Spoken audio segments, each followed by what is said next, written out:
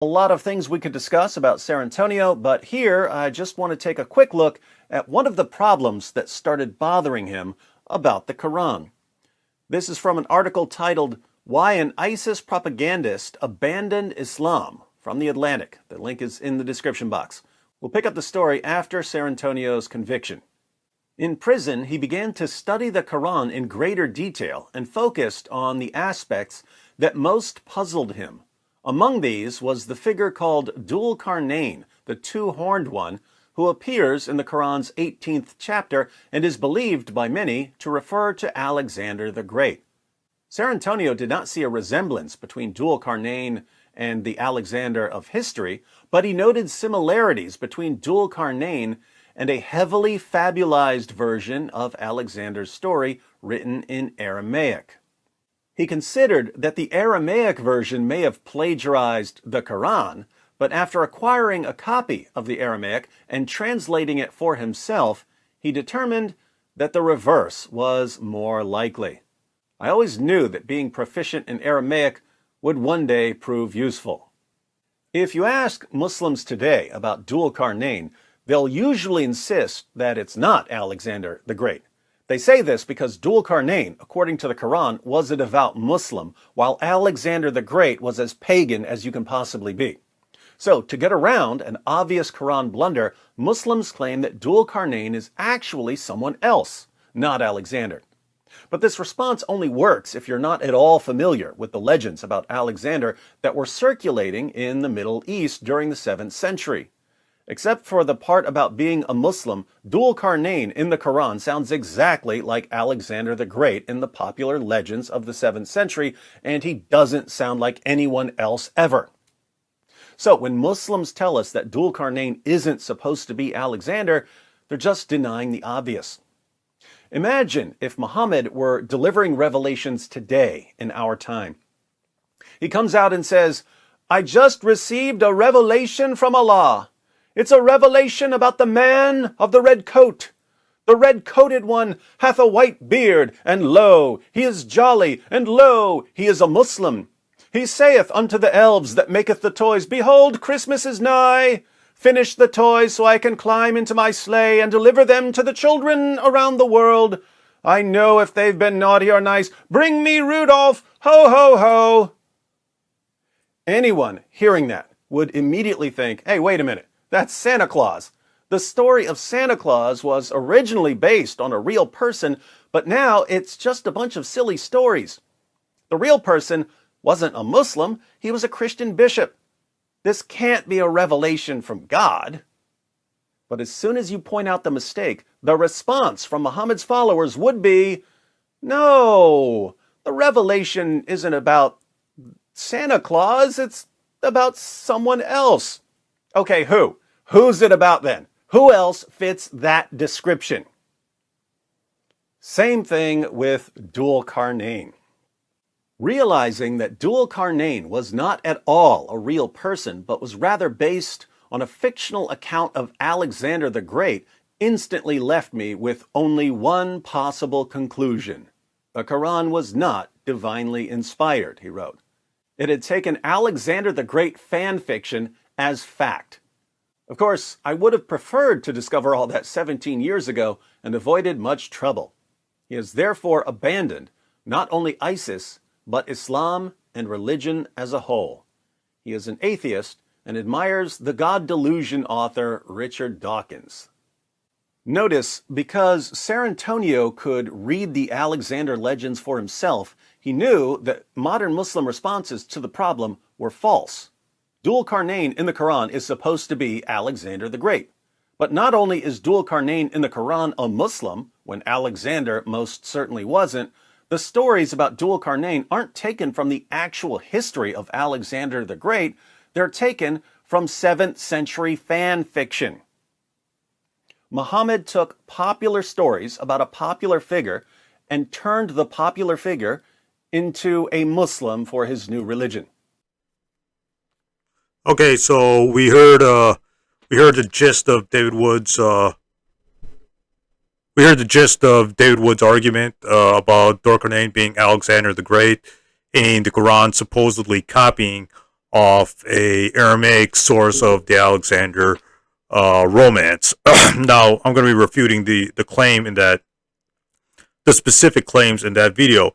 Well, the issue here is that I'll just go on the record and say that, yes, Dorcornane is Alexander the Great. I did heavy research into this, and I found out that there's no person in history associated with the Gog and Magog story other than Alexander the Great. So there's no way out here Alexander the Great or Dorcornane is Alexander the Great. Cyrus of Persia Cyrus of Persia was never, or Cyrus the Great or Cyrus of Persia was never associated with Gog and Magog. In the Old Testament or whatever. Dorcornane is Alexander the Great. I mean, there's no way out here. But I'll get into how this doesn't prove the Quran is an error in a little bit. Now, the story of Alexander building the wall of Gog and Magog is first found in the writings of Josephus, who's a first century Jewish historian. So the story of Alexander the Great building a wall against Gog and Magog has its origins in the first century from a Jewish historian. The Jewish historian Josephus in the first century states that Alexander the Great adored the name of God and saluted the high priest. So according to Josephus, a Jewish historian, Alexander the Great did respect the God of the Jews. So what this means is that Alexander the Great worshipped the God of the Jews later on in his life, and the Quran is referring to that part of Alexander the Great's life when he became a monotheist, a believer in God, in the God of the Jews. In other words, Alexander the Great did not remain a pagan for his entire life. The Jews believed that Alexander the Great was a believer in God. And for the reference of this, see the Medival Alexander by George Cart, Cambridge University Press, 1956, page 126. So it's according to scholarship, the Jews believed that Alexander the Great was a believer in the God of the Jews. So it's very possible that Alexander the Great started off as a pagan, and then later he became a believer in God. In the latter part of Alexander's life is what the Quran is talking about. So reading the commentaries on the Quran, reading Tafsir al-Razi and Tafsir al-Jalaluddin, two classical commentaries on the Quran, they identify Dorcornane as Alexander the Great. If you read Tafsir Razi and Tafsir Jalaluddin on the Quran, chapter 18, verse 83, it clearly says that Dorcornane is Alexander the Great. So there's no escape here, right? Dorcornane is Alexander the Great. It's time Muslims admit this, right? So there's pretty much no way out here. But like I said, Alexander the Great didn't remain a pagan. He actually did worship and respected the God of the Jews, according to Josephus and according to scholarship, the scholarly book I just cited. So let's get into this claim that Alexander the Great being Dorcornane is not a threat to the validity of the Quran. The Quran does not say that Alexander the Great was a prophet. The Quran just says that Dorcornane received revelation or received inspiration from Allah or God, but people receiving revelations from God doesn't necessarily mean that they're prophets. For example, the Virgin Mary, according to the Quran chapter 19 and the Quran chapter 3, got revelations from God or the angel Gabriel, but that doesn't mean she's a prophet or a prophetess, right? So non-prophets can get revelations from God, according to the Quran, but that's a separate claim. Anyways, this claim that the Quran chapter 18 is plagiarized off apocryphal sources, again, is a genetic fallacy. So David Wood is committing a genetic fallacy. What is the fallacy he's committing? He's committing something called the genetic fallacy, attacking the source of the claim instead of the claim itself. The other fallacy he's committing, or the other fallacy that a former ISIS member is committing, and David Wood is committing, since David Wood that's his video, is the post-argo hoc fallacy, which is a fallacy that says the thing before caused the thing after. So these are fallacious arguments. both the story of the wall of Gog and Magog and the seven sleepers does have a historical core. The seven sleepers of Espus. So the Quran chapter 18 doesn't just mention the story of Alexander the Great; it also mentions the seven sleepers of Espus. So it does have a historical core, as the sayings, as the stories are found in historical writings. Um, so like we know there are theories about where the wall of Alexander is and where the cave of the seven sleepers is. So these aren't fictional stories. There are true stories that do have historical cores in them. So there is historical veracity to these stories found in the Quran.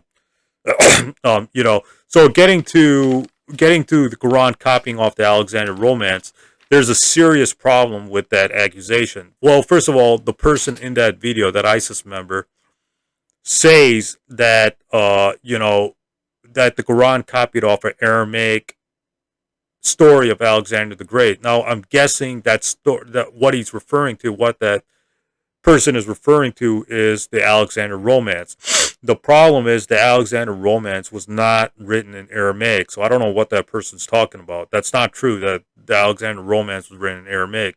The Alexander Romance was written in Greek, Latin, Syriac, I believe. What else was it written in? There was another language, I don't remember, but basically there's no evidence that the Alexander Romance was written in Aramaic. It was written in Greek, Latin, Syriac, etc., etc. Now, the problem with the Quran, the problem with the claim that the Quran copied off the Alexander Romance, is that story that the Quran talks about, the building of the wall of Gog and Alexander building the wall against Gog and Magog, which is what the Quran chapter 18 verse 83 to like 100 is talking about, is not found in the earliest Greek, Syriac, Latin versions of the Alexander Romance, according to scholarship. So, in other words, the Alexander Romance story of Gog and Magog postdates Islam. It came after the Quran was revealed and didn't come before the Quran was revealed. How do I know this? I know this because according to scholarship, that's what the scholarly consensus states. So hang on one second. All right, I was going to pull up the reference, but I can't access it right now. But basically, there's no the first person to talk about Gog and Magog, or Alexander building the wall against Gog and Magog, was Josephus. Josephus was writing in the 1st century, so there's a historical core to the story of Alexander the Great building a wall against Gog and Magog. It's found in a Jewish historian's work. Hang on, let me see if I can pull up the exact reference for the Alexander Romance postdating the Quran. Just give me 1 second here. Okay, so basically, some modern scholars have argued that the origin of the Quran story may have been found in the Syriac Alexander Romance, but others disagree. 1 second here. Let me see if I can get the exact. Basically, there are several versions of the Alexander Romance. There were Syriac versions, Arabic versions, Persian versions, Armenian versions, Ethiopic versions, Greek versions, etc., etc. So notice how there's no Aramaic version of the Alexander Romance, and that's what that guy is saying, that the Quran plagiarized off an Aramaic source, but there is no Aramaic source found in the Alexander Romances. So just give me 1 second here. Let me see if I can.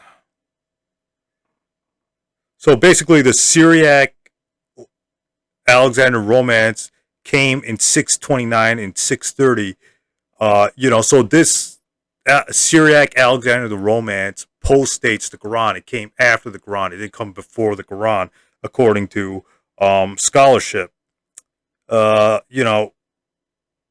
here we go. Yep, okay. So how do I know that the Alexander romance postdates the Quran, or came the Alexander romance story of Alexander building the wall against Gog and Magog came after the Quran? Because scholarship dictates that the Alexander romance actually postdates the Quran. We read in the book Gog and Magog in early Eastern Christian and Islamic sources, Salam's Quest for Alexander's Wall, page 17. The episode of Alexander's building, and I'll post all my references in the description box below. The episode of Alexander's building a wall against Gog and Magog, however, is not found, is the important part, is not found in the oldest Greek, Latin, Armenian, and Syriac versions of the Romance. Although the Alexander Romance was decisive for building of the new and supernatural image of Alexander the king in East and West, the barrier episode has not its origins in this text. The fusion of the motif of Alexander's barrier with the biblical tradition of the apocalyptic people of Gog and Magog appears, in fact, for the first time in the so-called Syriac Alexander legend. This text is a short appendix attached to the Syriac manuscripts of the Alexander Romance. So according to this book, Gog and Magog in early Eastern Christian and Islamic sources, Salam's Quest for Alexander's Wall, page 17, by Donzel, Emir, Shamit, Andrea Barber. According to that book, page 17, the Alexander Romance, the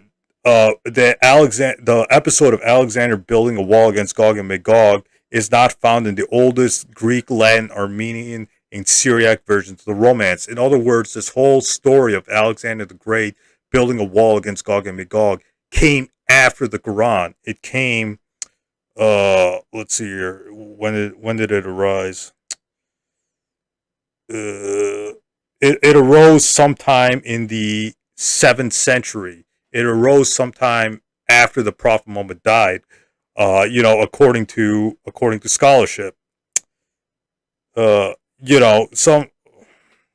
it was probably, so the Quran was revealed, or the Quranic story was revealed in the late 5th century, and that story of Alexander building the wall against Gog and Magog was formulated in the early 7th century. In other words, it came at least 70 years after the Prophet Muhammad's death that story was put into the Alexander Romance, the Greek or the Syriac version of the Alexander Romance. So the Prophet Muhammad died in 630 or something like that. And this story has its origin in the after the Quran. It has its origin at least 80 years. Yeah, about like 80 years or at least 100 years after that, the Quran chapter 18 was revealed. So my point is that the Quran didn't copy off, the Alexander Romance, because the Alexander Romance did not have that story of Gog and Magog in its earliest forms. And the first version of the Alexander Romance to mention Alexander building the wall against Gog and Magog is the Syriac version of the Alexander Romance, which originated in the late 6th century and the 7th century. In other words, it came at least 80 years, or that version of the story in the Syriac version of the Alexander Romance came at least 80 to 100 years after the Quran chapter 18 was revealed. So it postdates the Quran. It doesn't predate the Quran. So the author of the Quran couldn't have copied off something that came after the death of the Prophet Muhammad. So the Quran didn't copy anything from the Alexander Romance. So basically, summarizing my points, Dhul-Qarnayn is Alexander the Great. Anybody who wants to claim otherwise is just making up history, right? The only person associated with the whole Gog and Magog, the wall against Gog and Magog, was Alexander the Great. So Dhul-Qarnayn is Alexander the Great, according to early Muslim scholars themselves, like Tafsir al-Razi, Tafsir Jalaluddin, etc. And I'll be posting all the commentaries of the Quran that state this below. So again, this is not a threat to the validity of the Quran. There is a historical core to that story. It's found in the writings of Josephus. Josephus was a first century Jewish historian, and Christian apologists use Josephus to prove that Jesus existed, because the only place outside the New Testament that mentions Jesus is Josephus. So, so Josephus is a important historian according to Christian apologists themselves, because Josephus is the only first century person to mention Jesus outside the New Testament, or it's the earliest. Josephus is the earliest reference to Jesus outside the New Testament. So we see, you see the problem here. You see the problem with people saying that the Quran is copying some fictional story. There is truth to the story of Alexander the Great building the wall against Gog and Magog. There is truth to the claim that Alexander the Great worshipped the God of the Jews, because Josephus mentions it, and some historians do believe that Alexander the Great did later in his life believe in the God of the Jews. So the Quran is not in error here. So the conclusion here is that Dorkernane is Alexander the Great. Alexander the Great, it's very possible that Alexander the Great worshipped the God of the Jews later on in his life. 3, the Quran doesn't copy off the Alexander Romance, because the Alexander Romance came after the Quran. It doesn't predate the Quran. And the whole building of the wall against Gog and Magog was found in the Syriac version, or the earliest story of Alexander the Great building the wall against Gog and Magog in the Alexander Romance, the Syriac Alexander Romance, which postdates the Quran by at least 80 to 70 years.